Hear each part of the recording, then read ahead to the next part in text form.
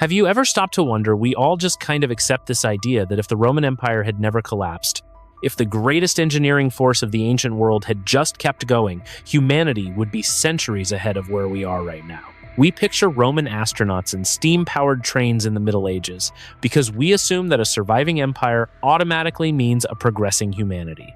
The real answer might surprise you more than you'd expect, because that assumption gets the reality of Rome completely backwards. So let's dig into this together. When we look back at Rome today, we see the aqueducts and the Colosseum and the incredibly straight roads. We see the beautiful things that survived. What we don't see are the massive, invisible costs that actually paid for all of it.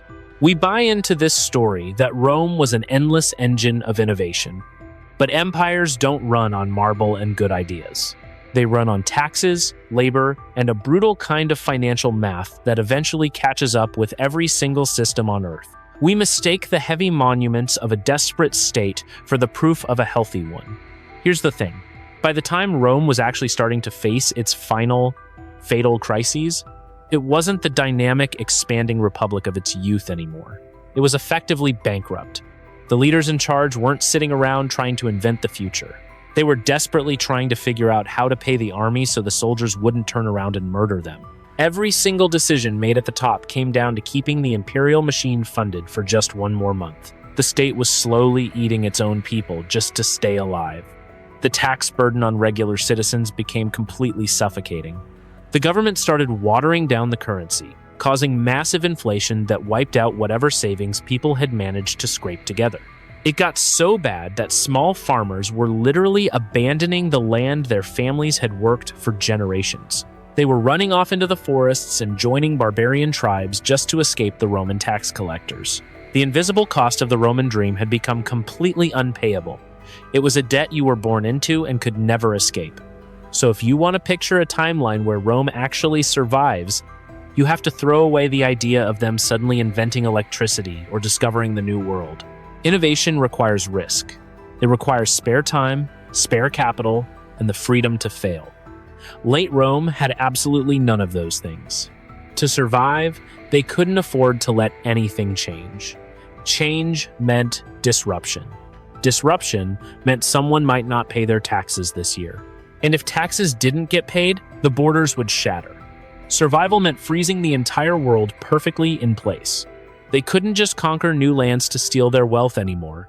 That trick had stopped working. The only way to balance the overwhelming financial math of their own survival was to turn completely inward. They had to build a system so heavy, so rigid, and so utterly terrified of the future that it would end up crushing the very idea of human progress. And to understand how they actually managed to pull that off, we have to look at what it really took on the ground just to keep that crumbling machine running for one more day. To really understand how Rome could have survived, we have to look at what they were already doing when things started falling apart. If you didn't already know, by the late 200s, the empire was basically breaking into pieces. They were fighting civil wars every other year, tearing themselves apart from the inside, and the borders were completely failing. The men in charge realized that if they didn't do something extreme, the whole thing was going to vanish completely. So they didn't try to fix the economy. They didn't try to invent new ways to create wealth. They just decided to lock the entire society in a cage. They made it illegal to change your life. Think about what that actually means for a second. Imagine if the government today decided that the only way to keep the country running was to pass a law saying you have to do the exact same job your father did. And your children have to do it too, forever. If your dad was a baker, you are a baker. You can't decide to be a carpenter. You can't move to a new city to find better work. The state needed to know exactly how much bread was going to be baked next year, and the only way to guarantee that was to force you to bake it. Free choice became a threat to national security. Think about the local town councils. These used to be the most prestigious jobs in any Roman city. Rich guys would compete for the honor of serving.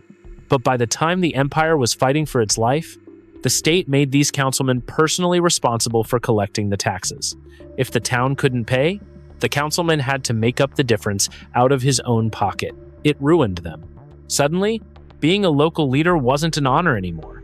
It was a financial death sentence. People were literally fleeing their own wealth, hiding in the countryside, just to avoid being forced into a government job. Being successful made you a target of the state. This wasn't some grand vision for a perfect world. It was pure, desperate panic. The Roman army had gotten so massive just to hold the borders that paying for it was eating everything else. It's like having a house where the security system is so expensive that you have to sell all your furniture, turn off the heat, and stop buying groceries just to keep the alarms turned on. The emperors looked at the math and realized the only way to keep the army fed was to tie the farmers directly to the dirt. Literally. They passed laws saying agricultural workers could not leave the land they worked on. Even if a drought came, even if they were starving, they had to stay. They accidentally invented serfdom just to pay the bills. So, when we imagine an eternal Rome, we have to imagine a world where this panic becomes permanent.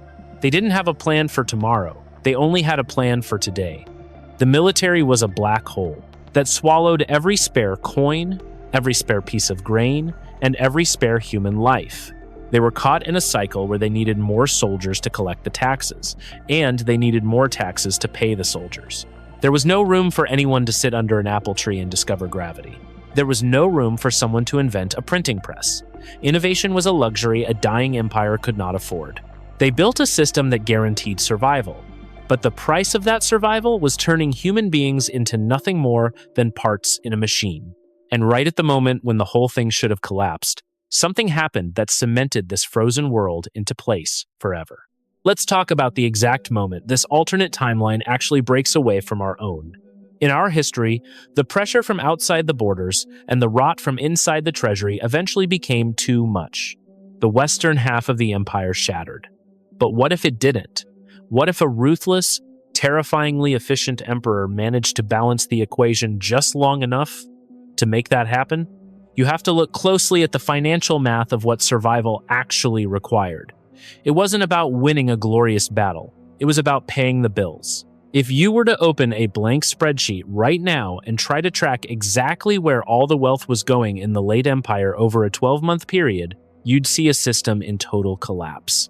The massive, invisible costs of maintaining a border that stretched for thousands of miles were eating the society alive. To keep the empire from falling, an emperor in this timeline wouldn't need a better sword. He would need a permanent, unbreakable tax code.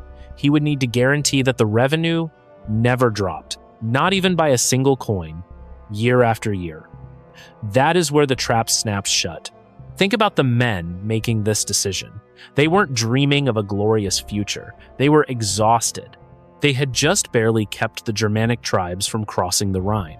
They had just barely paid off the army, so the generals wouldn't march on Rome and murder them in their beds. When you're operating in that kind of pure survival mode, you don't care about progress. You care about control.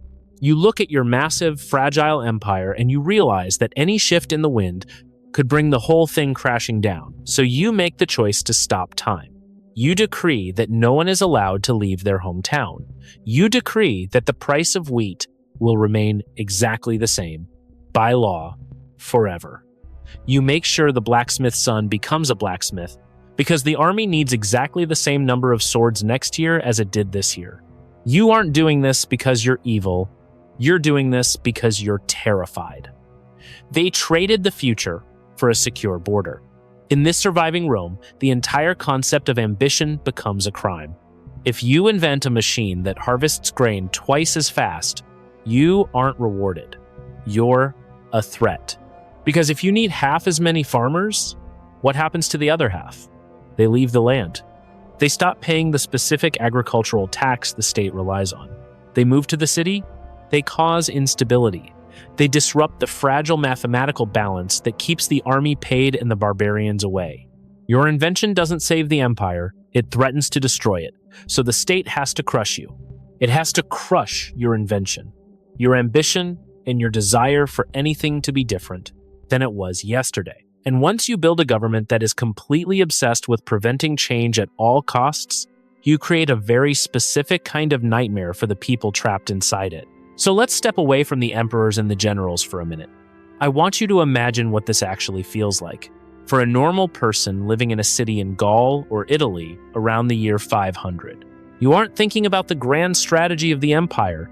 You are just trying to feed your family. In our timeline, the Western Empire collapsed, the local lords took over, and things were incredibly hard. But in this surviving Roman timeline, the state didn't collapse. It just clamped down tightly on everything. And the massive invisible cost of that stability falls entirely on your shoulders. Every single choice you make is already made for you. Think about the job you have right now. Whether you love it or hate it, you probably chose it.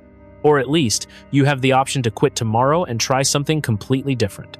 You could go back to school, you could move to a new city, you could totally reinvent yourself. That freedom feels so natural to us that we don't even think of it as a luxury. But in a surviving Roman Empire, that freedom is essentially a crime against the state. Let's say your father was a baker. That means the government has already counted your future labor in their financial projections. They know exactly how many loaves of bread they need to feed the local garrison, and your hands belong to that quota. You are not a citizen anymore. You are inventory. If you decide you don't want to bake bread, if you decide you are actually really good at working with wood and want to be a carpenter, you can't just switch. Changing professions throws off the local tax math. The moment you stop baking, the system registers a deficit, and the system cannot tolerate a deficit. So the local magistrates will track you down, drag you back to the ovens, and force you to keep working.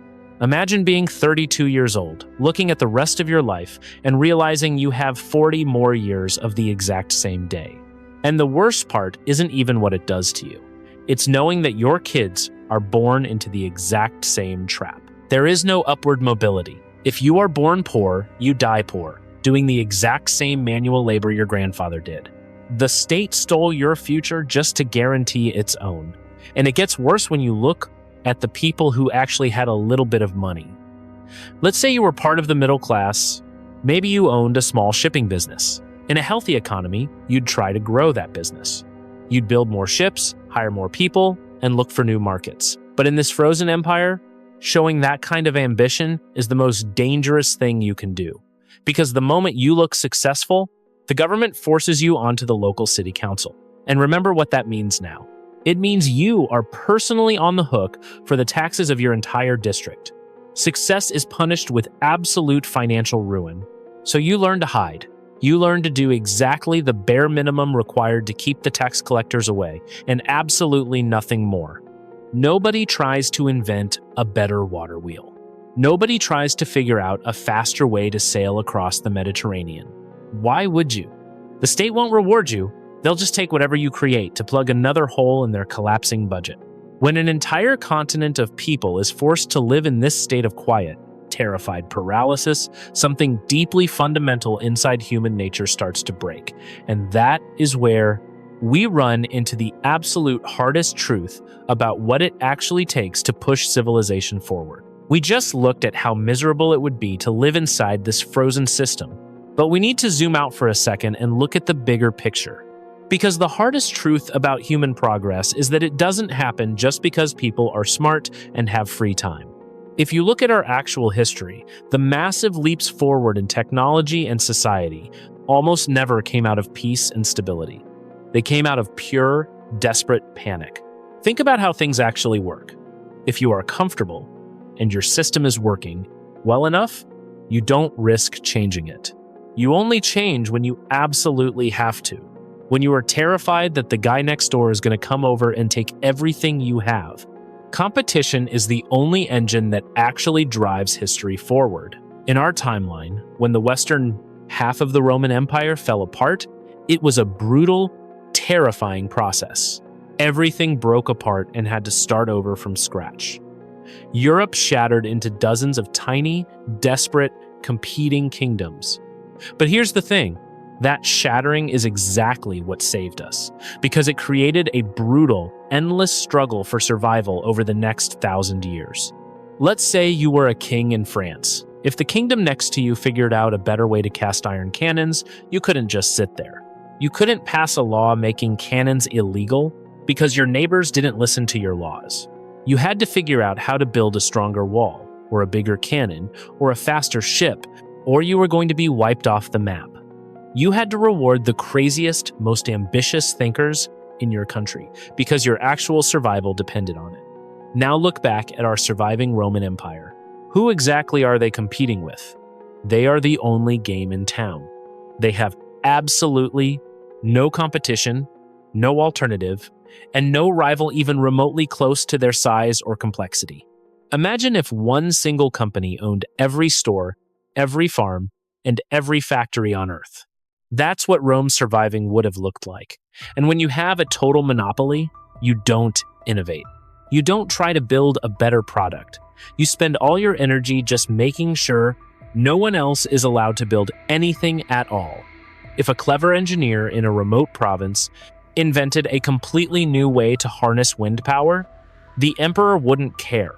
He doesn't need wind power to beat a rival empire, because the rival empires don't exist. To the central government, that engineer isn't a genius. He is a problem. He is someone disrupting the local economy and threatening the very fragile tax base that keeps the army paid. The greatest empire on Earth would become the greatest barrier to human progress. They wouldn't just ignore new ideas. They would actively hunt them down and destroy them, because in a society perfectly balanced on the edge of a knife, a new idea is the most dangerous weapon of all. So, instead of a glorious, unified march toward an industrial revolution, humanity gets stuck. You get 1,000 years of the exact same wooden carts, moving down the exact same stone roads, driven by people who have completely forgotten that the world could ever be different. But the suppression wouldn't just be about farming tools or water wheels. To maintain this kind of absolute silence across an entire continent, the empire would have to systematically smother the very concepts of communication and discovery. And if we look at the specific technologies that built our modern world, we can see exactly how an eternal Rome would have strangled every single one of them in the cradle. We just talked about how an eternal Rome wouldn't have any competition, but the reality of living inside that system goes so much deeper than just a lack of motivation. We have to look at the actual inventions that built our modern world and see exactly how this surviving empire would have reacted to them. In our timeline, things like the printing press or industrial machinery were celebrated because they gave one group an advantage over another. But in a unified, frozen superstate, an advantage is the last thing anyone in power wants to see. Let's take the printing press. In the 1400s, Johannes Gutenberg figured out how to mass-produce books. In our fractured, divided Europe, this was a massive revolution. It meant ideas could spread faster than the church, or the kings could stop them. If one country banned a certain book, it would just get printed right across the border and smuggled back in. The kings hated it, but they couldn't put the genie back in the bottle because they didn't control the whole map. Now put that exact same invention inside our surviving Roman Empire. Imagine a clever mechanic in Egypt figuring out movable type. He brings his first printed page to the local Roman governor, expecting a massive reward for his genius. The governor doesn't look at that page and see a breakthrough in human education. The governor sees an absolute nightmare. Because if anyone can print anything, that means anyone can print a pamphlet complaining about the grain taxes. Anyone can print a manifesto claiming the current emperor is illegitimate. Ideas are the cheapest form of treason. The governor isn't going to reward this mechanic. He is going to burn the workshop to the ground and have the inventor quietly executed just to be safe. The central government in Rome doesn't want people reading new ideas. They want people working the exact same fields they worked yesterday. A highly educated public that can communicate quickly across thousands of miles is the absolute greatest threat to a rigid, top-down system that relies on total obedience. So the empire would use its massive military and secret police to ensure that mass communication never got off the ground. It is the exact same story with industrial technology. Think about the early steam engine or the mechanical loom. These things completely destroyed the old way of doing things. In our history, they caused massive riots. People lost their jobs, they flooded into the cities, and they completely upended the social order. But because different nations were competing with each other, they had to push through that chaos to get the economic rewards. England couldn't stop building factories, because if they did, France would simply outproduce them and conquer them. But our surviving Rome doesn't have a France to worry about. If someone invents a mechanical loom that can do the work of 100 men, the Roman state only sees 100 angry, unemployed men. Those are men who can't pay their taxes and who might start a riot in the capital. The emperor would do the simple, ruthless math. He would outlaw the machine, destroy the blueprints, and force everyone to go back to weaving by hand. They would execute the future to protect the present. This isn't just a theory we are guessing at. The actual Roman emperors in our timeline did exactly this. We have historical accounts of inventors bringing unbreakable glass or new construction machines to the emperor, only to be killed or have their workshops destroyed because the state was terrified of putting cheap laborers out of work. Now, take that exact mindset, make it the absolute law of the land, and run it relentlessly for 1,000 years. You don't just stop a few specific inventions. You slowly train an entire continent that thinking differently is a death sentence.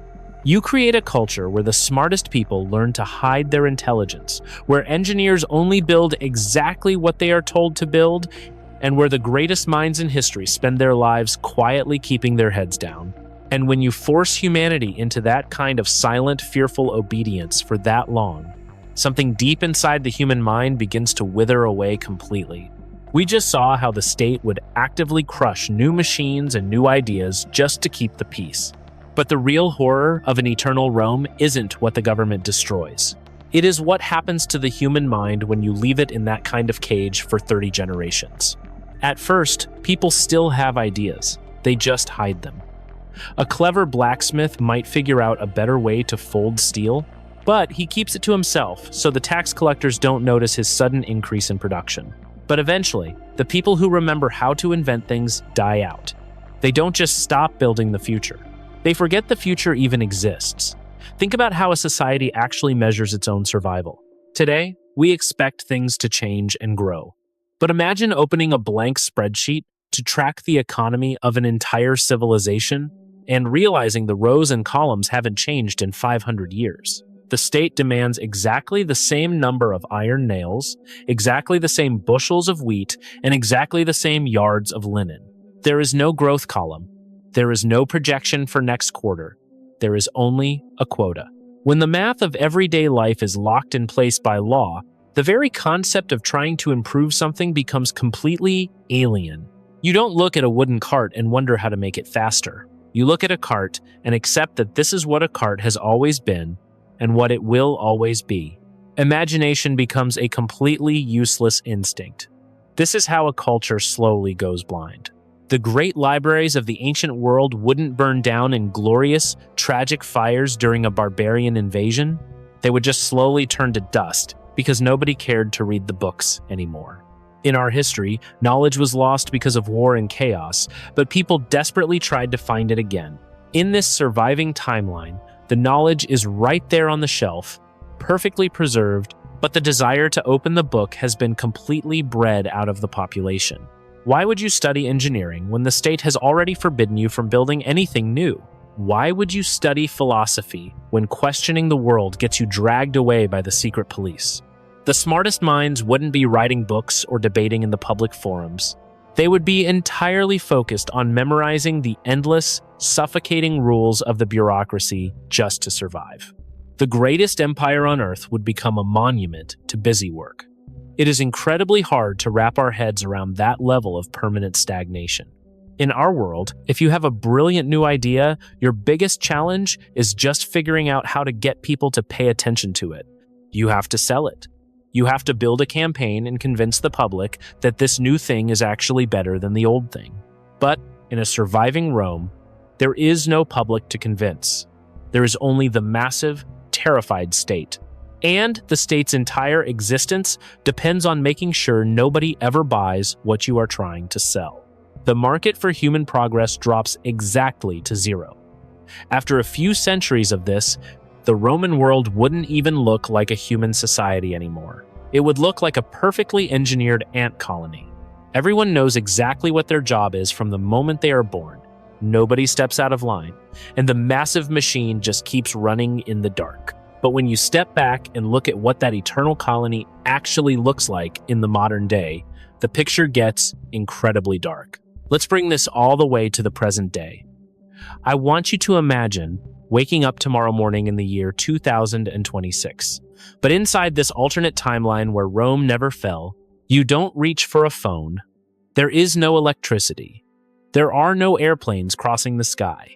You wake up in a stone house that looks exactly like the house your ancestors built 1,000 years ago. The calendar says it is a new year, but the year doesn't actually mean anything because time has essentially stopped moving.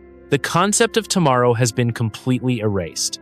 Think about how much of your life right now is built around the idea of the future. We are always looking forward to the next invention, the next change in our lives, the next generation doing things better than the last. But in an eternal, global Roman state, the future is just an endless, exhausting repetition of the present. The central government doesn't want things to be better. They just want the grain shipments to arrive on exactly the same day they arrived last year. The absolute highest achievement of humanity is simply maintaining the paved roads. Your entire life is a math equation solved by a bureaucrat you will never meet. Let's say you live in what we would call modern-day France, or Spain, or Egypt. You are most likely an agricultural worker. You aren't using tractors or chemical fertilizers, because those require the kind of scientific revolutions that the state deliberately smothered centuries ago to maintain stability. You are using an iron plow. You work the exact same plot of land your family has been tied to for 50 generations. And you know, with absolute terrifying certainty, that your grandchildren will be forced to work that exact same dirt. You cannot sell the farm. You cannot pack up and move to the city to find a better life. You are as tied to the earth as the trees are. And because the empire survived for so long, it eventually swallowed everything. There are no rival nations left on the borders. The Roman army isn't fighting glorious battles against foreign enemies anymore. It has slowly transformed into a massive, heavily armed police force whose only job is to occupy its own citizens. If your village has a bad harvest and can't meet the quota, the soldiers don't come to hand out relief supplies. They come to take whatever you have left. The local councilmen are still personally responsible for the taxes, so they will use brutal, immediate violence to make sure the state gets paid. Compassion is a mathematical error the system cannot tolerate. To manage a territory this massive without modern mass communication, the empire has to crush any sense of local identity. There are no different countries to visit. There is no unique underground music, or new fashion, or local political debate. There is only the state. Everyone speaks the same simplified language, follows the same rigid laws, and keeps their heads down. If someone in a remote village tries to start a new philosophy, the imperial police stamp it out immediately. Any tiny spark of individuality is treated like a virus that could infect the perfect, frozen balance of the world. They achieved world peace by outlawing the human spirit. When you really look at this world, when you picture billions of people trapped in a stagnant, unbending machine for the rest of human history, it completely shatters the way we think about our own past. It forces us to look at the crumbling stone ruins of the Roman Empire and ask a question that most people are deeply afraid to answer. When you walk through a museum today and look at the broken marble columns, you are supposed to feel a sense of tragic loss. We are taught from a very young age that the collapse of the Roman Empire was the great catastrophe of the ancient world. We picture the lights going out. We imagine centuries of darkness sweeping over Europe because the grand, civilizing machine finally broke down. But we are crying for the machine, not the people trapped inside it. We have to ask ourselves a genuinely uncomfortable question. What if the fall of Rome wasn't a tragedy at all? What if it was actually the greatest rescue operation in the history of human progress? Think about what actually happened when the central authority finally snapped. Yes, there was chaos.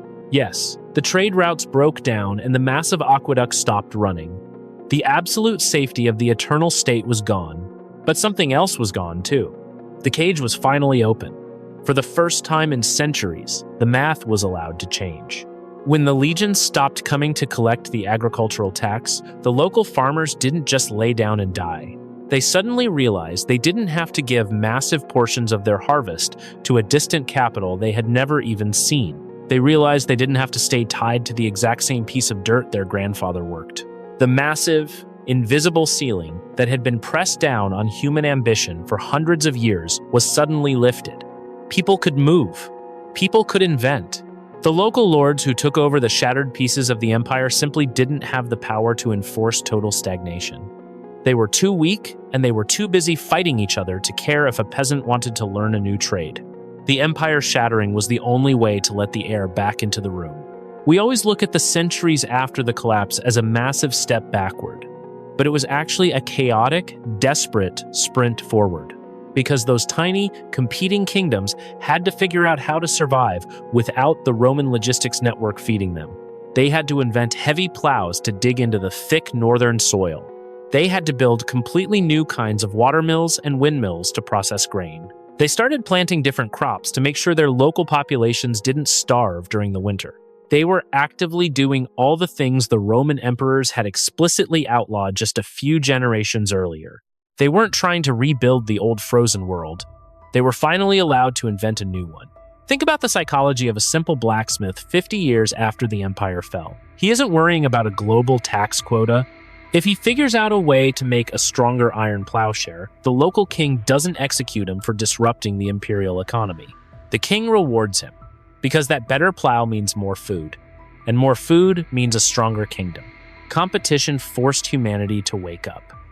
It forced people to start looking at the world and asking how to make it better, instead of just asking how to keep it exactly the same.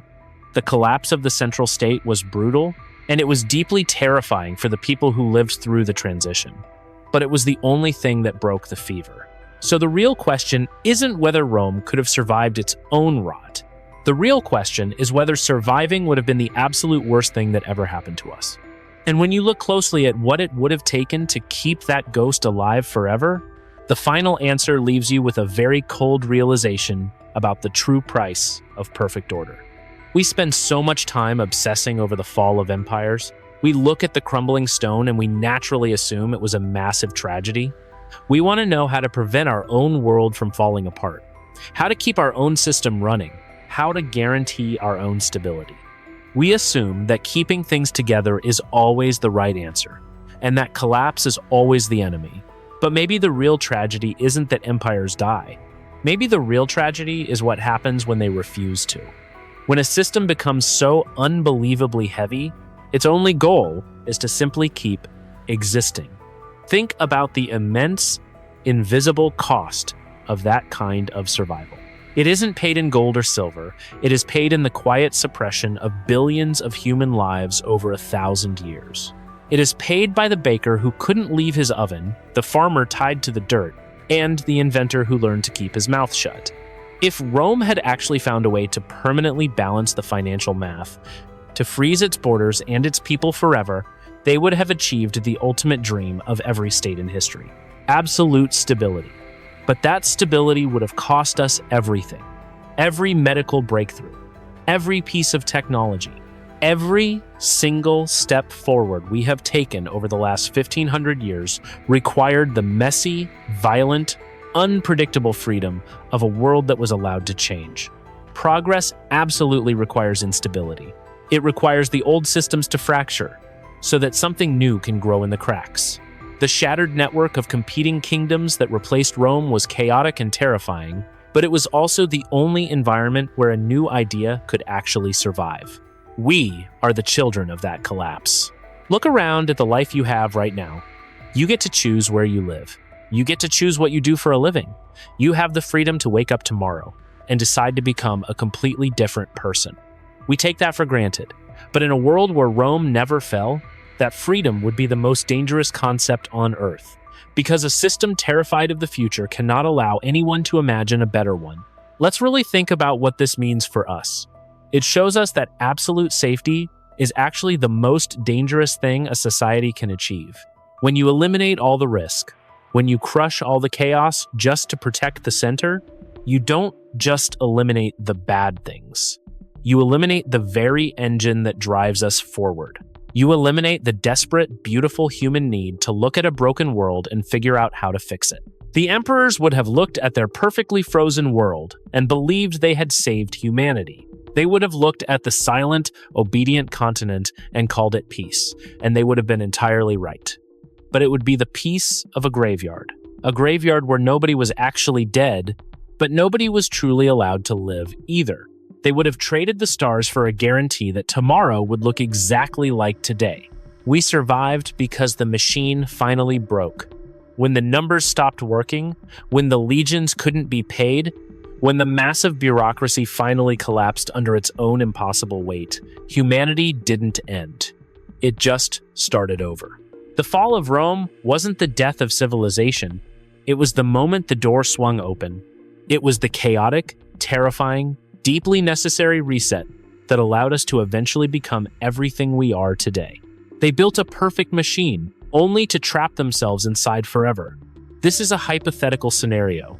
Real outcomes would depend on factors no model can predict.